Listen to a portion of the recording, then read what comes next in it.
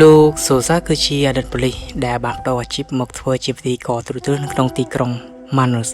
ដែលជាទីក្រុងមួយពោពេញដោយអំពើហិង្សានិងការជួញដូរគ្រឿងញៀននៅតំបន់ព្រែអាម៉ាហ្សូនប្រទេសប្រេស៊ីលនៅចុងសតវត្សឆ្នាំ1990គាត់បានបង្កើតកម្មវិធីព័ត៌មានស៊ើបអង្កេតមួយឈ្មោះថា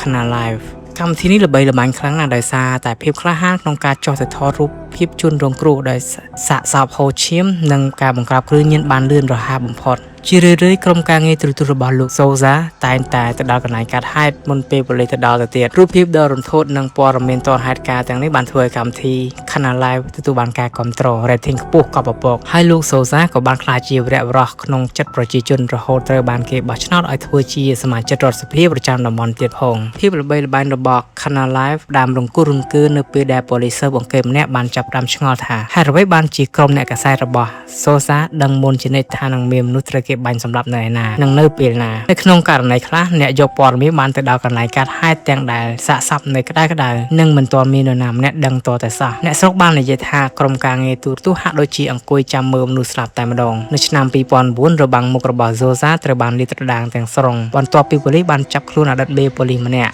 និងជាខ្មាំងកាំភ្លើងម្នាក់ឈ្មោះ Joger ហើយមកខ្មាំងកាំភ្លើងរូបនេះបានសារភាពប្រាប់ប៉ូលីសទាំងតស្រុតថាលោកសូសានិងកូនប្រុសរបស់គាត់គឺជាមេខ្លាំងនៅពីក្រោយក្រុមជួញដូរគ្រឿងញៀនដ៏ធំមួយអ្វីដែលរន្ធត់បំផុតនោះគឺមកបានលាតត្រដាងថាលោកសូសាបានបញ្ជាឲ្យក្រុមខ្មាំងកាំភ្លើងទៅតាមបាញ់សម្រាប់ក្រុមជួញដូរគ្រឿងញៀនគូប្រជែងបន្ទាប់ពីកំណត់គោលដៅរួចលោកសូសានឹងប្រាប់ទៅក្រុមការងារទូរទស្សន៍របស់ខ្លួនឲ្យត្រៀមចុះទៅដល់ទីតាំងនោះដើម្បីឲ្យពួកគេអាចថតសាកសពនិងផ្សាយផ្ទាល់មុនគេបោះក្នុងកម្មវិធី Canal Live ដើម្បីដណ្ដើម rating និងទាក់ទាញអ្នកទស្សនាប៉ូលីសបានរកឃើញថាមានករណីឃាតកម្មយ៉ាងហោចណាស់4ករណីដែលត្រូវបានរៀបចំឡើងក្នុងគោលបំណងបម្រើឲ្យកម្មវិធីទូរទស្សន៍របស់គាត់បន្ទាប់ពីលាតត្រដាងរឿងនេះលោកសូសាបានបដិសេធរាល់ការចាប់រកាន់ដោយនិយាយថាវាជារឿងនយោបាយដែលគេរៀបចំឡើងដើម្បីកំទេចរូបលោកទោះជាយ៉ាងណាដោយសារតែផុសតាំងរឹងមាំសភាប្រេស៊ីលបានដកហូតអភ័យឯកសិទ្ធិរបស់គាត់នៅខែតុលាឆ្នាំ2009លោកសូសាត្រូវបាន